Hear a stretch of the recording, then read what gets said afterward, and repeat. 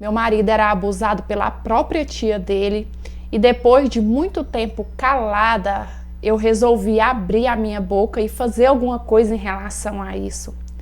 Primeiro eu preciso falar para vocês que o início do nosso namoro foi muito complicado, porque ele era fechado, claro, né, uma pessoa traumatizada, ele custou confiar em mim. Na cabeça do meu marido, todas as mulheres eram do caráter duvidoso da tia dele. Só que aí, com o tempo, ele foi se apaixonando mais por mim, ele passou a confiar, até que um dia ele me contou o porquê ele era daquele jeito. Ele me contou que pouco depois que a irmã dele nasceu, o pai dele foi embora de casa, então a mãe dele precisou trabalhar, né, para poder criar os dois, ele e a irmã. E essa tia dele era recém-casada e não tinha filhos.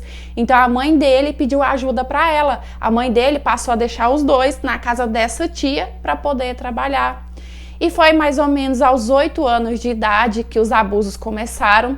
Segundo meu marido, durou até os seus 12 anos. E esse espaço de tempo, o meu marido viveu coisas com ela, gente, que se eu contar pra vocês, vocês vão falar assim, não, isso aí você viu em algum filme. Eu não vou detalhar porque é muito pesado o que ela fazia com uma criança, com o próprio sobrinho.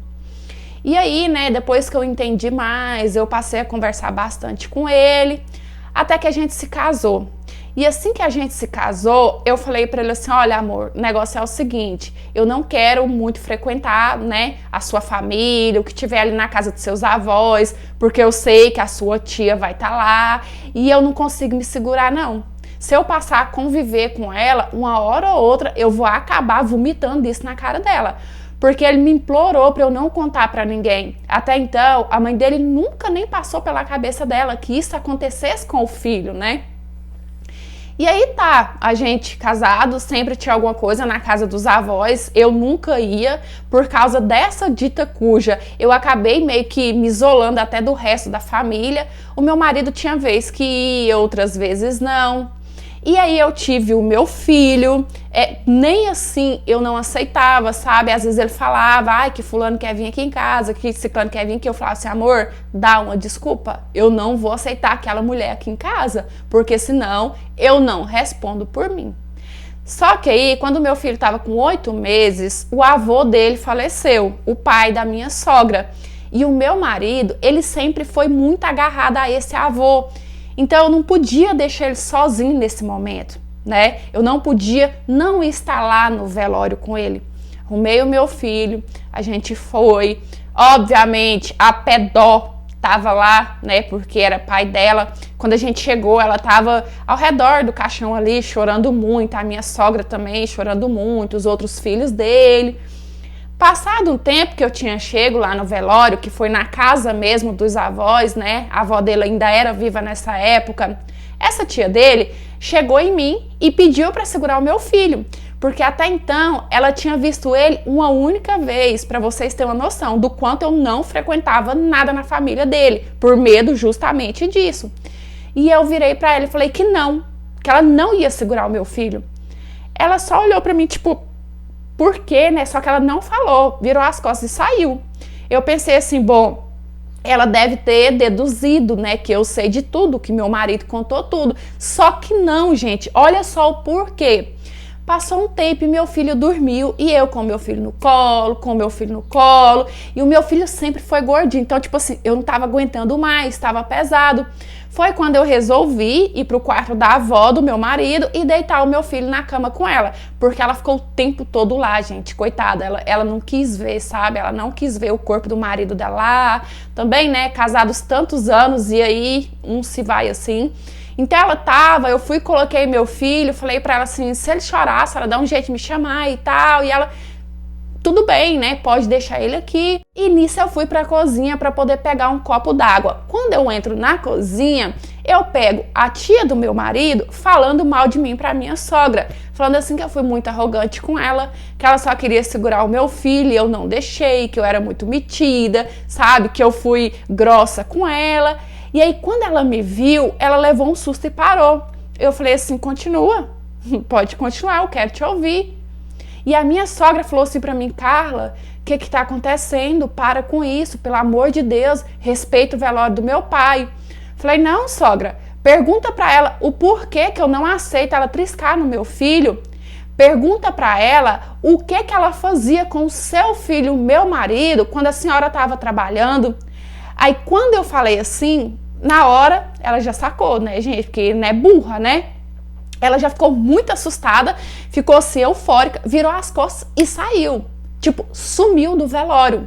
Depois ninguém mais viu ela. E aí eu contei toda a história pra minha sogra, porque ela quis saber, né? Eu comecei a falar, ela quis saber, eu contei tudo que meu marido me contou. E a minha sogra, que já estava mal por causa da perda do pai ali, ela ficou desorientada. Ela começou a gritar e ela abraçou meu marido, chorando muito, perguntando assim por que ele nunca contou pra ela, né? Que a culpa não era dela, que ela precisava trabalhar para sustentar eles. E o meu marido, muito emocionado também, falando: mãe, eu sei que a senhora precisava trabalhar e tal. Gente, foi uma cena que, olha, eu chego a arrepiar de lembrar. Mas enfim, ficamos ali até o final do velório, a dita cuja não apareceu. Só que quando a gente foi pro enterro, que a gente chega lá, ela tava. Mas a minha sogra não falou nada até enterrar o pai dela com o maior respeito, sabe? Deixou ali fazer toda a cerimônia. O padre fez as rezas ali. E aí quando terminou de sepultar, quando fechou o túmulo dele, a minha sogra partiu pra cima da irmã dela, gritando, xingando, batendo, falando o que ela tinha feito com o filho dela. E tipo assim, as pessoas querendo separar, e eu não deixei. Falei: não, a minha sogra tem que fazer isso mesmo. A minha sogra precisa defender o filho dela. Não deixei ninguém entrar no meio. Só que o que acontece? A minha sogra começou a passar mal. E aí, no que ela começou a passar mal, a gente foi socorrer ela e a irmã dela, ó, fugiu dali. O meu marido, por muito tempo, ele ficou chateado comigo, porque era uma coisa dele, né, que ele não queria que eu contasse. E eu acabei expondo ele para todo mundo, porque no sepultamento do avô dele, todo mundo ficou sabendo o que tinha acontecido. Só que hoje, gente, muito tempo depois, eu vejo que o que eu fiz foi certo. Parece que ele se tornou uma pessoa mais leve.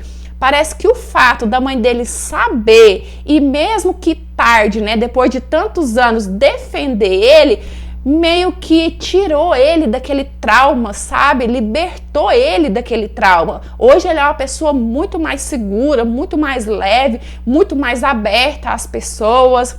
Obviamente que a minha sogra nunca mais falou com a irmã dela, né? E a irmã dela na época, porque assim, gente, aqui é uma cidade que todo mundo conhece todo mundo. Então, na época que isso aconteceu, foi o maior bafafá. Todo mundo só falava nisso, só falava nisso. Então, a irmã dela não suportou, pegou os filhos e foi embora para Mato Grosso, que é de onde é a família do marido dela. Então, eu contei a história do meu marido para vocês, mamães, papais, ficarem de olho, porque a sociedade pensa que isso só acontece com meninas e infelizmente não. Seja menina ou menino, os nossos filhos estão expostos a essa situação. Então, cabe a gente educar eles para saber se proteger e para saber contar pra gente caso isso chegue a acontecer. Oi, meus amores, tudo bem aí com vocês? Eu espero que sim. E é isso que ela falou no final. Eu acho que o modo de proteger os nossos filhos é educar, né?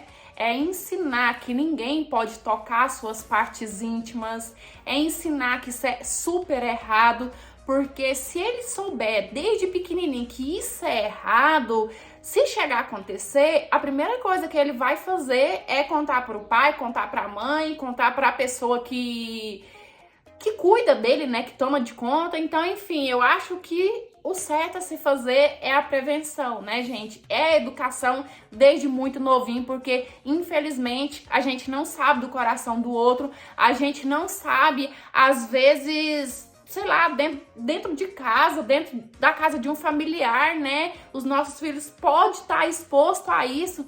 E ele tem que saber meio que se proteger, sabendo que aquilo é errado e correndo para contar para os seus pais, para a pessoa que é o seu responsável.